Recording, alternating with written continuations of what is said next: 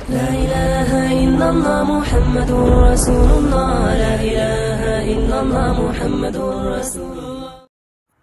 السلام علیکم دوستو، چینل دعوت دین اردو پہ آپ کا خوش آمدید۔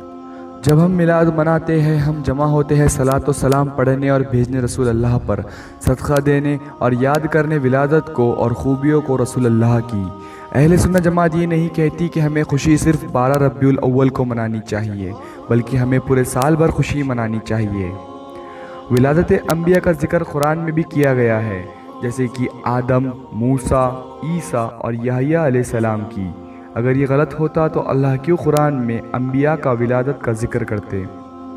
دلیل میلاد النبی قرآن کی روشنی میں اللہ تعالیٰ قرآن میں فرماتے ہیں، تم فرماؤ اللہ ہی کے فضل اور اس کی رحمت، اور اسی پہ چاہیے کہ خوشی کرے، وہ ان کے سب دھن دولت سے بہتر ہے۔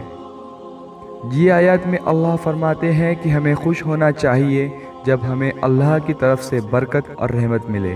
بے شک رسول اللہ کی سب سے بڑی رحمت اور برکت ہے۔ اللہ قرآن میں فرماتا ہے، اور ہم نے تمہیں نہ بھیجا او محمد مگر رحمت سارے جہاں کے لیے۔ اور تیسری جگہ اللہ قرآن میں فرماتے ہیں، اللہ کے دن کی یاد دلاؤ۔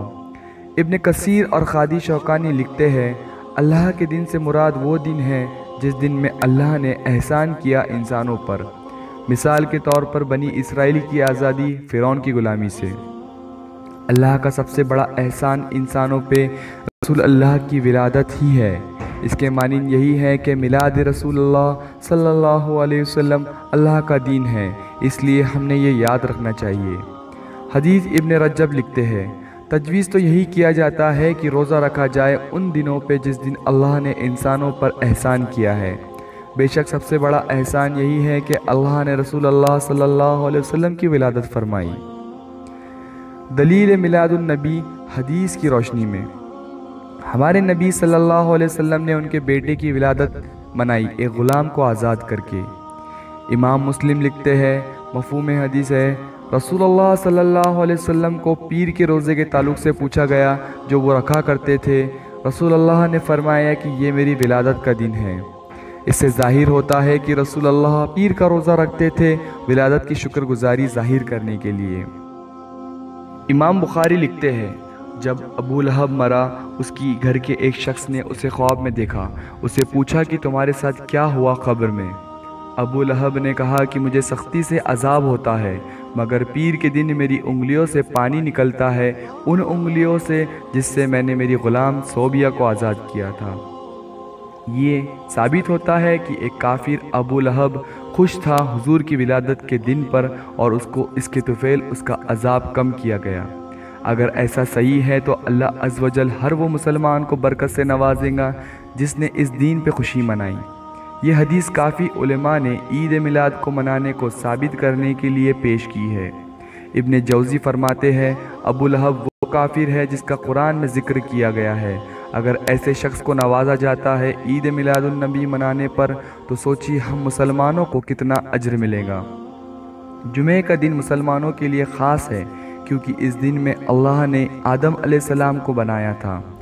علماء کے فتاوے میلاد کے تعلق سے ابن تیمیہ لکھتے ہیں، وہ لوگ جو عید میلاد النبی مناتے ہیں رسول اللہ کی محبت اور عزت سے انہیں اللہ کی طرف سے اجر سے نوازا جاتا ہے۔ کچھ لوگ کی یہ رائے ہے کہ بادشاہ ابو سعید نے حضور کی ولادت کو منانے کا آغاز کیا ہے، جو کہ بالکل غلط ہے۔ ابن کثیر لکھتے ہیں کہ 5ویں صدی میں ملک شاہ نام کے ایک بادشاہ نے بھی میلاد منایا تھا۔ اہل سنت جماعت میلاد محبت اور عزت کے ساتھ مناتی ہے، مگر کوئی میلاد نہ منائے اسے کافر نہیں کہا جاتا، کیونکہ میلاد کا مسئلہ عقیدے پر اثر نہیں کرتا۔ صلاح الدین یوسف ابن تیمیہ کے بڑے شاگرد لکھتے ہیں، میلاد النبی کے موقع پر صدقہ دینا، مسجد بنانا اس طرح کے میلاد منانے پر متفق ہے۔ ابن کثیر لکھتے ہیں، رسول اللہ کی ولادت کے دن شیطان خوب روتا ہے۔ کچھ لوگ یہ بھی سوال کرتے ہیں کہ عید میلاد النبی عید کیسی، جبکہ اسلام میں صرف 2 عید ہے، الفطر اور اضحیٰ۔